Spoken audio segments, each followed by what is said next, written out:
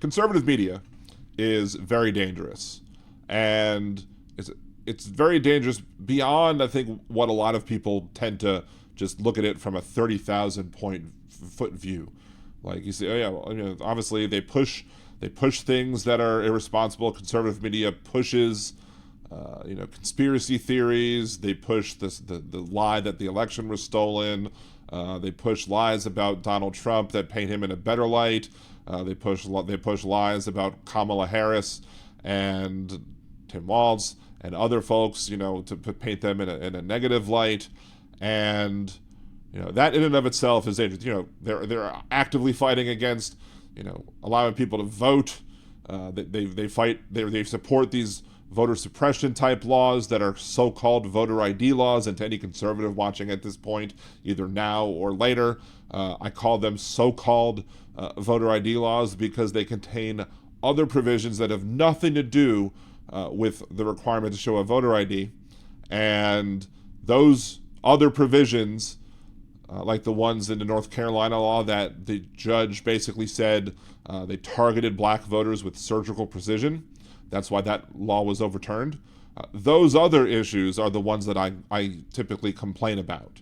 And of course, I'll say this, and of course there'll be some conservative who responds to this video that will say, what's wrong with showing a voter ID? And I'm calling the shot now because it's going to happen. Because it always happens. And then I have to explain again that it's not the voter ID issue that I take issue with. It's the fact that these laws contain other things. Like, you can't deliver water to somebody in line who's thirsty in Georgia. And then they'll be like, no, it doesn't say that, but it clearly does say that. But that's the other, that gets to some of the problem and why conservative media is even more dangerous than what we give it credit for. And it's all about the bottom line. Again, it's about money, as we were talking about the other issue earlier. It's about money over doing the right thing. How many times have you seen a conservative channel like Fox News, like any of the other even more far to the right news channels, any of the far right people who tweet or create content on YouTube, TikTok, whatever, somebody writes a tweet who's a conservative, how many times do you see those organizations come back after them saying something that's demonstrably false, and it's proven to be false? How many times do they come back and say, you know what, this was a mistake, we reported this, it's not correct, here's why it's not correct, we apologize, there you go. It never happens. Or if it does happen, those people are quickly shunned. And that's why it doesn't happen.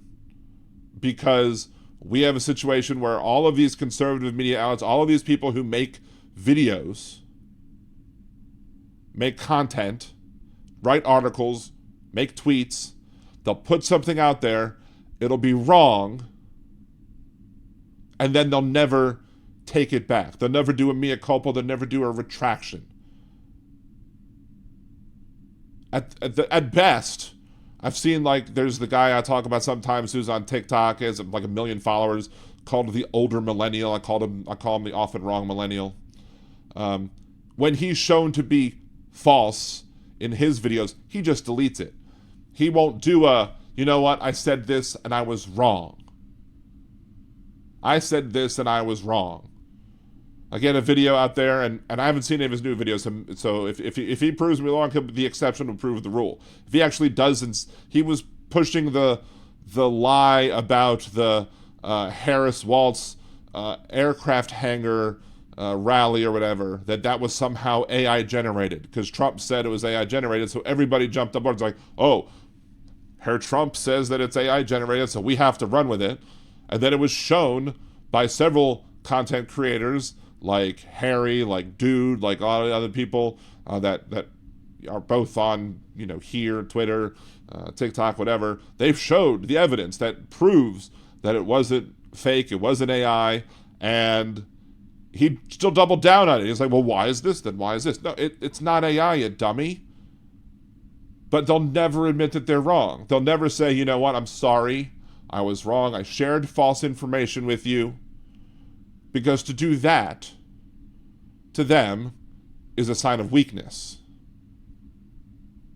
And that's what I used to say, at least, that they'll never do it because it's a sign of weakness. But in reality, now they'll never do it because they're afraid that they're going to lose followers. They're afraid that they're going to sit here and they're going to, lose their money because the people who follow them are not going to appreciate them coming back and saying, oh, what I said the other day was wrong. Because then those people who have listened to these content creators, who have listened to these other conservative media types, will then have to say, oh, I was wrong too. And then they're not going to want to do that as well. So they're just going to just yeet them. They'll cancel their own if they end up doing the right thing by correcting a falsehood that they state. But conservative media is huge. It's much bigger than, especially with the smaller creators and the mid-sized creators or whatever. You have all these people creating content on the right who are spreading these lies, spreading these falsehoods. And people try to challenge them, but as they say, a lie, the truth wakes up. By the time truth wakes up and gets out of bed, the lie has traveled halfway around the earth. So, in order to correct these people, we need to go all in, to use poker parlance. We need to fight them in every step of the way, which means we need our own people making content to counter their content, to show why they're wrong, and to just overall, not because I think we're going to turn any of the people who are just so blinded by the MAGA BS that they're just irredeemable at this point, but because we want to make sure that nobody else gets hoodwinked by their BS. We want to make sure that everybody who sees this stuff can have a quick reaction. Oh, this is what you're seeing. This is why it's wrong. This is why it's false. And the only way we do that is by everybody pushing, everybody going all in, everybody helping the algorithms for not just me. I mean, might be a little bit self-serving because I'd love for myself to be more popular, to have more followers, subscribers, whatever. But it's not just about me. Hal should be at millions at this point. Hal is that good? He should be at millions, not trying to get to 100,000. But the reason that older millennials at like 1 million over on TikTok and Hal's only, just is under 100,000 here is because we're not doing a good enough job pushing the messages of the other content creators out there. People like Dude, people like Ojeda, people like Texas Paul, Boston Brian, Benny and Diane, all the people out there that are out there trying to, Trucker John, all the people that are out there trying to fight back against the cancer that is conservative media. They all need your help. We all need your help. We all need everybody out there just mass sharing, mass liking, mass commenting. And sometimes that means you have to deal with the brainwashed, brain-dead MAGA types that are out there. Sometimes that means that you might have to interact with them, tell them that they're wrong, explain to them why that they're wrong, etc. But in doing that, you're going to get the algorithms going. You're going to get more people are going to be seeing Hal. More people will be seeing Dude. More people will be seeing Boston Brian, Trucker John, Texas Paul, Ojeda, all the other stuff. Everybody will see this. And I know somebody mentioned something about Project 2025 in the chat. I didn't see the whole message, but I did see 2025 come through. It's another thing. If you look at polling data that's now coming out, the more people know about Project 2025, and specifically the more people who both know it and know that Trump's Agenda 47 is basically a just rebranded version of Project 2025, the more people know about that or are informed about that thing, about that horrible plan, the more likely they are to support Vice President Harris in the upcoming election. Educating people about Project 2025 is getting people activated, getting people motivated. It's getting people, interested in this election, wanting to get out and wanting to stop it.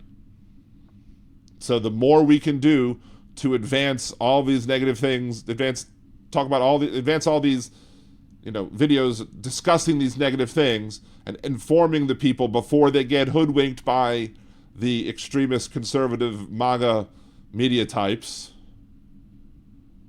the better we will have as a chance of winning the upcoming election. And not just winning the presidential election, winning back the House, solidifying the Senate, winning states, winning state governorships, making sure, Mark Robinson or whatever doesn't win in North Carolina, or they apparently have somebody else running in North Carolina as well, who's running a statewide seat to be the superintendent of education for the state of North Carolina. This person doesn't even have kids in the school, not educated about schooling. This person is a homeschooler.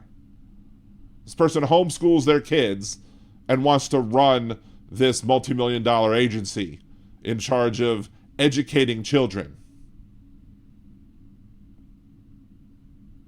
We joke about J.D. Vance and the couch, but in reality, we need to talk about J.D. Vance and him wanting to keep people in marriages that are abusive. He says that if you're in a marriage and it's an abusive marriage and you split up, it harms the kids. What? Leaving a marriage together with an abusive parent is what would harm the kids, because it's going to, seeing that is a bad thing for the kids to see, and B, it's going to teach the kids that, this is either something that I have to tolerate if I'm the abused, or something that's okay to do if you're the abuser. And of course, conservatives will fight back. He never specifically, no, but he implied it. The words that he said implied that these people need to say, and because he's bringing it up in a political context, why would I not believe that this individual would not implement that if given the opportunity to, because he would be one heartbeat away from the presidency if he gets elected. So we need to, not just us listening here, but we need to get everybody activated. Get people, again, sharing content, interacting with content, liking videos, commenting on videos, sharing them, making sure that more people get eyes on all of the videos that are out there from the left, except for maybe the Young Turks, because they're terrible. We again, I've said before on the show, we need new progressive media because the Young Turks have jumped the shark. But everyone else needs to have their content pushed to the extreme. Get Hal to 1 million. Get me to 10,000. Get Texas Paul, dude, everyone else to 50,000, whatever. Get everybody up. Rise the ocean level of liberal, left-leaning, progressive, leftist media types and make sure that we can fight the conservatives everywhere that they are. So, anyway, that's my video on this and why conservatives need to be fought at every turn, because we can't let conservatives gain an inch more power. If you agree, like the video, share it with your friends, comment below, help the Al Gore rhythms. Al Gore needs more rhythm, and have a good day.